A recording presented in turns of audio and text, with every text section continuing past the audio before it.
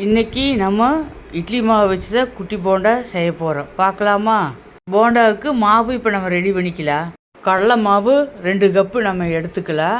அதே அளவு இட்லி மாவு 2 கப்பு நம்ம எடுத்துக்கணும். எடுத்துகிட்டு மிளகு பொடி 1,5 ஸ்பூனு, பெருங்காயம் 1/2 டீஸ்பூன் போட்டுக்குங்க.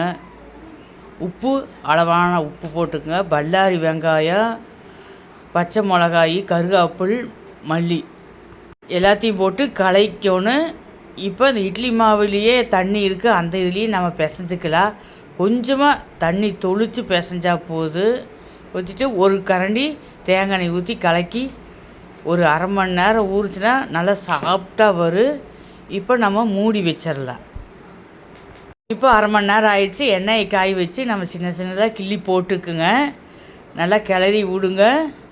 ஒன்று சொன்ன மாதிரி வேகு. சூப்பராக இருக்குது. மாவு மட்டும் பிசைஞ்சு வச்சுருங்க. 10 நிமிஷத்தில் போண்டா ரெடி. திடீர்னு விருந்தாளிக்கு வந்தாலும் குழந்தைகளுக்கு டக்குன்னு நீங்கள் செஞ்சு கொடுத்துடலாம். நீங்களே ட்ரை பண்ணி பாருங்கள்.